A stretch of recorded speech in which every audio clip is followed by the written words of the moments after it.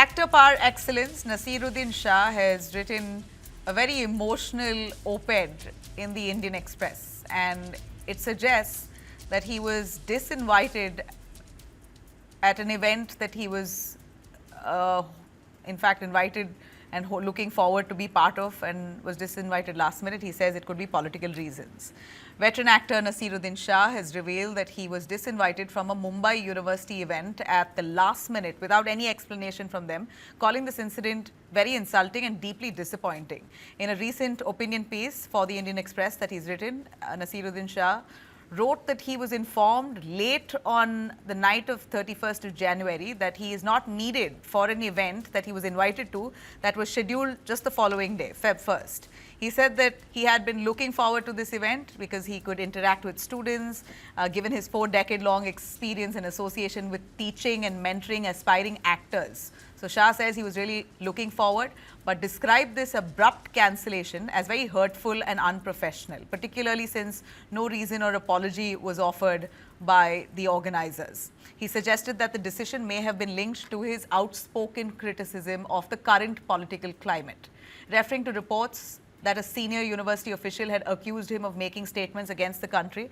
Naseeruddin Shah strongly refuted this. In fact, he challenged anyone in the university to produce one single statement that he's made against the country. He says, show me one single statement I've made in which I have run down India, insisting that his criticism has always been aimed at those in power, not at the nation itself. He says, and I quote, I have never praised the self-proclaimed Vishwaguru.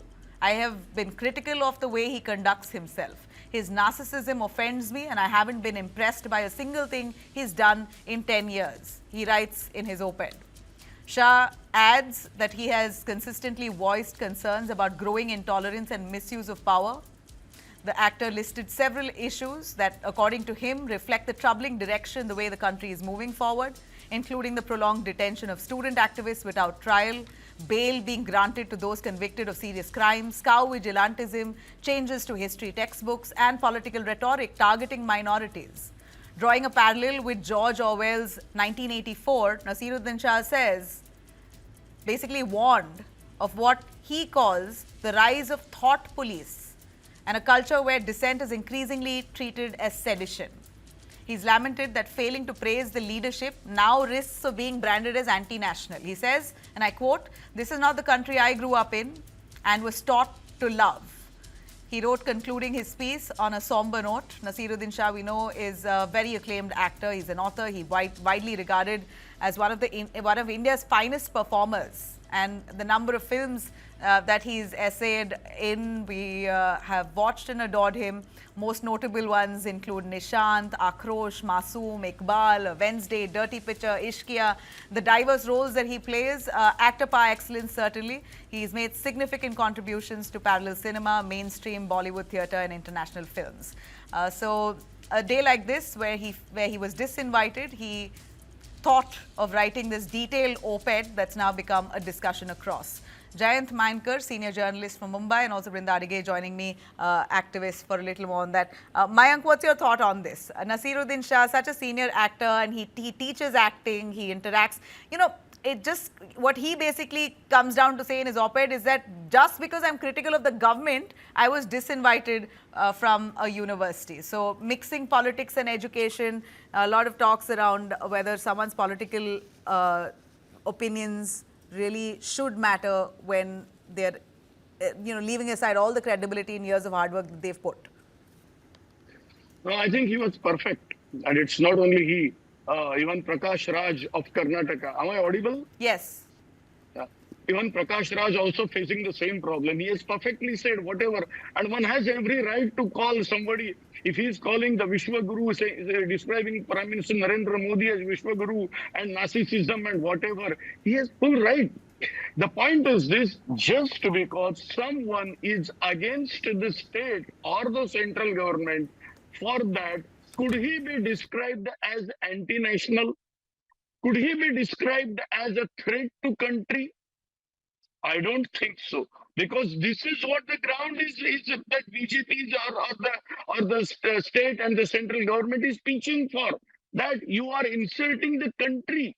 What is that? When the same BJP guys, they say anything to Pandit Nehru, Indira Gandhi, Rajiv Gandhi, Gandhi Nehru clan, are they not insulting the prime ministers?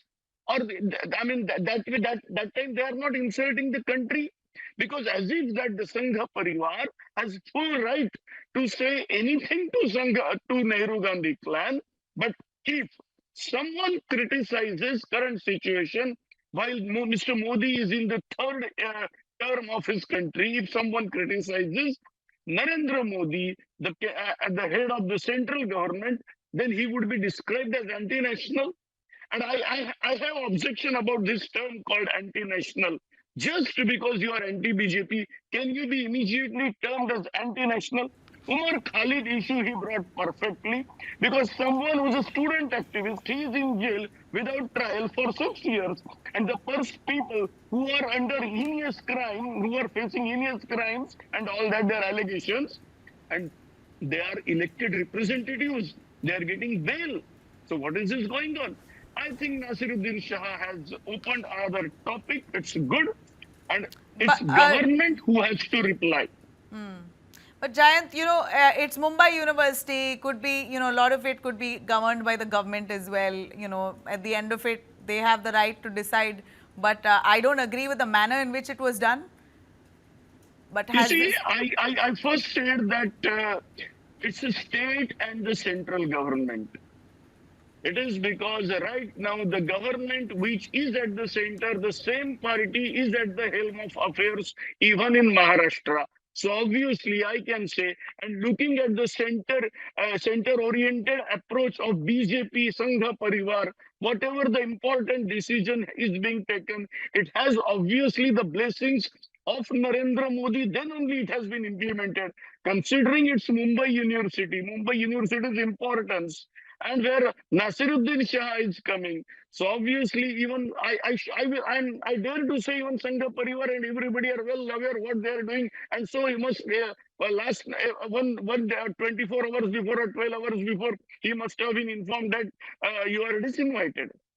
And then to go on to lie and say that he refused to be part of it, that's a bit Precisely. insulting. That as if that we have not done anything. At least take ownership for what you've done. Brinda, precisely. this dangerous trend that we're seeing on many occasions, and I don't know if it happened with past governments as well. All governments want to protect their reputation and image. It's totally understandable. But, to do it in such a fashion, of course, nobody would agree. But what's your take on this? What kind of, where ideally universities should be a place for free speech, debate, have personalities of different backgrounds, of different opinions. But it seems like educational institutions all the more now very wary to have anyone with negative publicity. You know what I mean? This is the saddest scenario that we, calling ourselves mother of democracies, can be facing and experiencing 79 years down the line after we have sent away the so-called colonial, those who kept us in slavery, those who kept us in oppression. Universities, like you mentioned, Nabila, are places where freedom of thought and expression must and should be encouraged. Critical thinking. You will disagree with somebody with something, but there cannot be disrespect. You don't treat that person in this kind of a indignity and undignified manner. And in the manner in which the university came out, like you mentioned, first time that he withdrew and then they said something else, shows the administration's opacity in the decisions that they might be forced to make, pressurized to make behind the scene, and not have the gumption and the guts to come out and say, hey, listen, we've been told that you can't be invited over here. And what is this program? It isn't a political rally. It is a poetry, storytelling, cultural event. If that event, we are curbing somebody and telling them that you cannot enter, can you imagine the kind of dark ages that we have entered? We may claim all kinds of development going to the dark side of moon and haven't been able to enlighten ourselves down here on earth. What is it that we are telling the generation that is going through the university, going through so-called education? that you have no Just a right quick to one. think for yourself. Do you agree with what Naseeruddin Shah has penned in that long op-ed? Absolutely. Absolutely. This is democracy, a dissenting voice that you host, even if you do not agree with that. And the strength and the robustness of a democracy is not hosting somebody who agrees with you, but extending the same platform to someone who might be dissenting, because that is what true and strong democracy is all about. No, say democracy is that even the Mumbai University also has agency, and they have authority to decide. So they decided the way they did it was wrong, but they decided not to disinvite him. So they did. In a democracy, either way works. No. Yeah.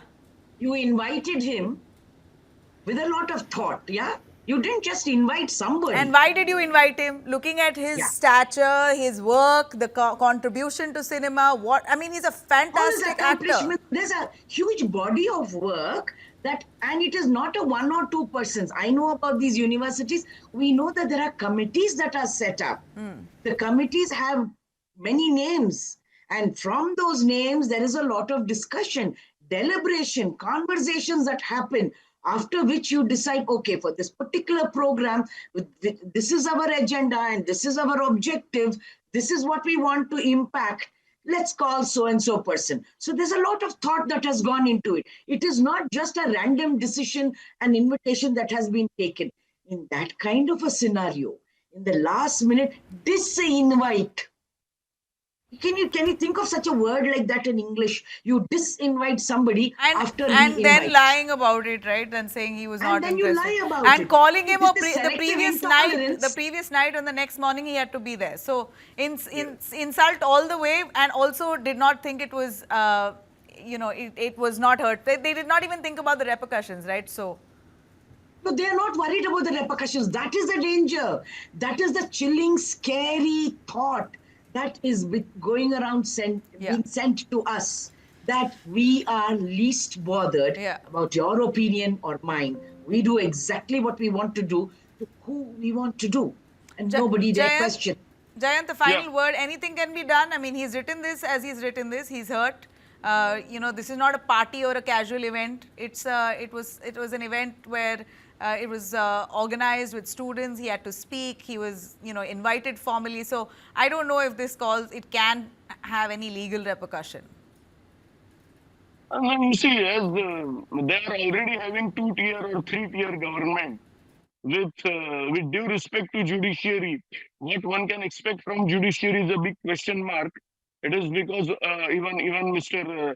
Naseeruddin Shah himself wrote, if Umar Khalid is not getting bail and others are getting, so there are some issues. So I don't expect any improvement. Rather, I have to sadly admit that any extreme thought which right-winger extremists are currently ruling the country and even the state, such events are bound to continue, and such Naseeruddin Shah, such Prakash Raj, such discussions, we are bound to raise our voices, our thoughts. We are bound to raise our hands against it, with the hope that this should discontinue. Another word, that was disinvited. This should be discontinued immediately. That's the democratic way of protesting against it, and that's what we are doing. Right. All we hope is that free speech should prevail. Under our democracy, it allows it. Our constitution allows it. We should live to its spirit. Thanks very much, both of you, for joining us.